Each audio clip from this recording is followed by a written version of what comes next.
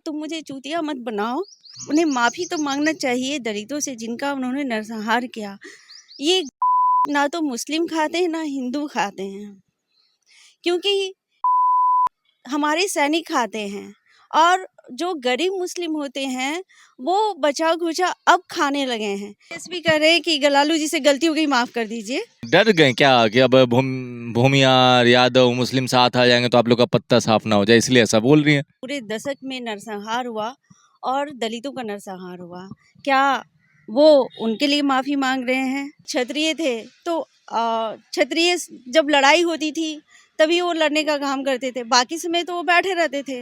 ब्राह्मण थे तो वो पूजा करते थे, बाकी समय वो कुछ भी नहीं करते थे। तो उत्पादक जो समाज था वो तो सुदृढ़ था।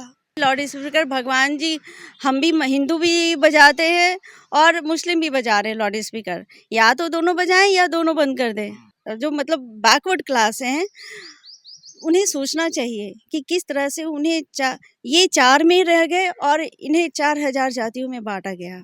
गठबंधन में तो आप लोग हैं ना साथ में? नहीं। तो आप लोग अपना स्टैंड क्यों नहीं लेती?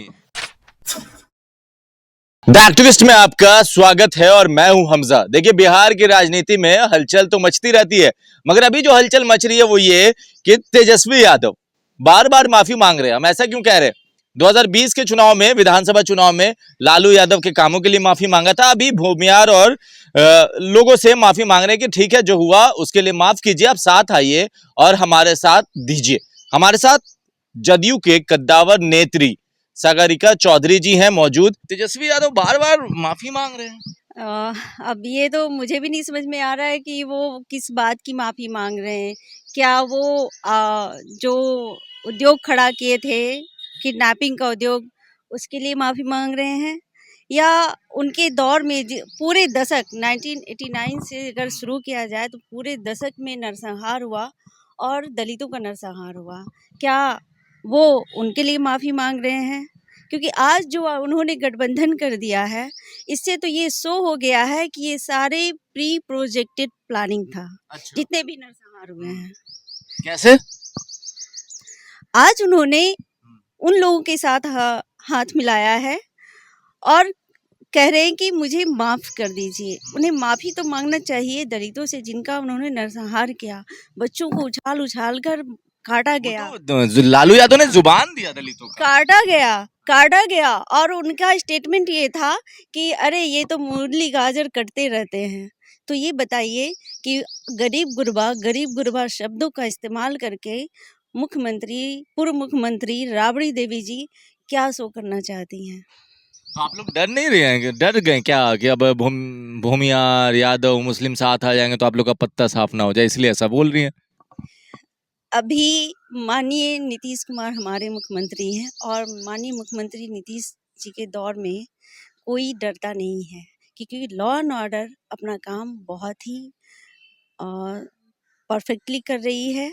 और किसी भी चाहे वो किसी भी समाज के हों, किसी भी जाति के हों, किसी भी अपराधियों को आज माफ़ नहीं किया जाता है, ना ही उन्हें सरकार की तरफ से उन्हें सुरक्षा दिया जाता है। जिस तरह से लालू जी के समय में एक अन्य मार्ग से सरकार चलाई जाती थी, किडनैपिंग का जो एक बहुत बड़ा एक कहिए तो वो एक नाम ही दिया गया था कि ये भी एक बिजनेस है और वो एक अन्य मार्ग से होता था। ये 2005 से 2022 तक आज तक कभी नहीं हुआ कि किसी अपराधियों को संरक्षण दिया जाए। बट राजद का कद तो और बढ़ता जा रहा है, सभी जात को एक साथ ले रहे हैं, तो फिर मुश्किल तो आप लोग के लिए होगा। ये तो पावर कैप्चर करने की कोशिश की जा रही है, पर वो नाकाम होंगे। मैं आपको बताती हूँ कि समाज की जो संरचना है, हमारे समाज की संरचना अगर आप, क्योंकि मैं हिस्ट्री के स्टूडेंट रही हूँ, तो हमने सोशियोलॉजी को भी पढ़ा है, ज्योग्राफी को भी पढ़ा है, हिस्ट्री को भी पढ़ा है। तो जब किसी नगर को स्थापित किया जाता था तो उसका कॉम्बिनेशन होता था, जिसमें कि 50% जो होते थे वो शूद्र होते थे, 15% जो होते थे वो क्षत्रिय होते थे, 20% जो होते थे वो वैश्य होते थे और 10% जो होते थे जिसमें कि ब्राह्मण होते थे और आपके कायस्थ लोग होते थे, क्योंकि किसी भी नगर को, किसी भी राजा को राज चलाने के लिए 50% जो शूद्र थे वही उत्पादक होते थे। वैश्य जो होते थे वो व्यापार करते थे। बाकी जो समाज था वो तो आश्रित ही था ना।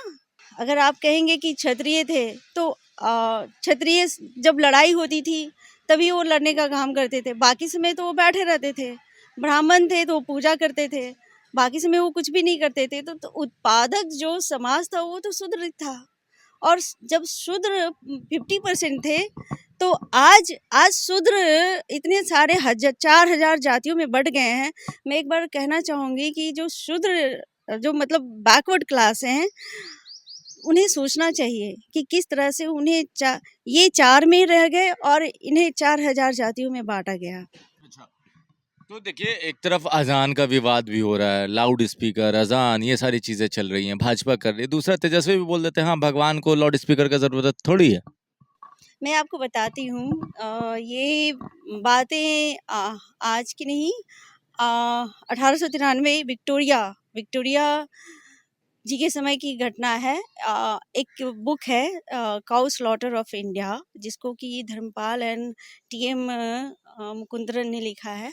उसमें एक लेटर है, वो क्वीन विक्टोरिया ने लिखा था। लैंसडाउन वाइसराय थे, तो उस समय बस हिंदू मुस्लिम हो रहा था। तो उन्होंने बोला कि वाइसराय ये क्यों हो रहा है।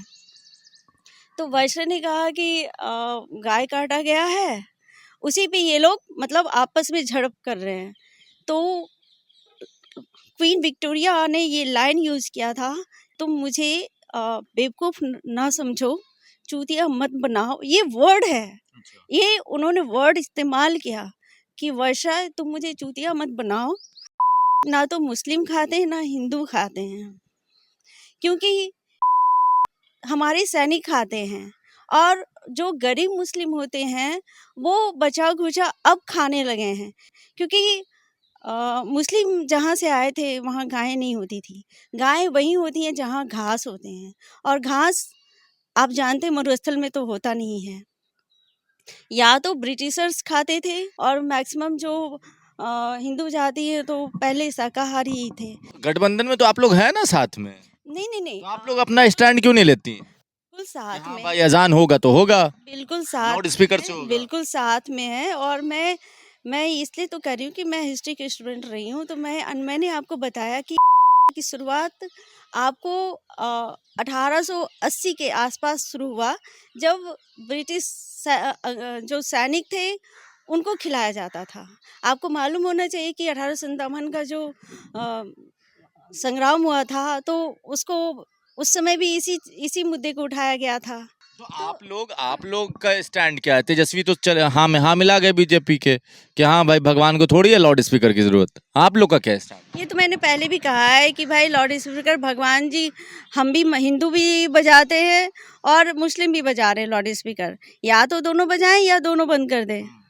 लाउड स्पीकर तो कोई इशू होना ही नहीं चाहिए। और रही बात इसे राजनीतिक मुद्दा, तो बिल्कुल राजनीतिक मुद्दा होना ही नहीं चाहिए कि कौन अपने पूजा की उसकी क्या विधि होनी चाहिए। इसको राजनीतिक मुद्दा नहीं बनाना चाहिए। बिल्कुल नहीं, ये फंडामेंटल राइट्स है कि कौन किस तरह से पूजा कर सकता है। ये आपका फंडामेंटल राइट है, आपको अधिकार दिया गया है संविधान में।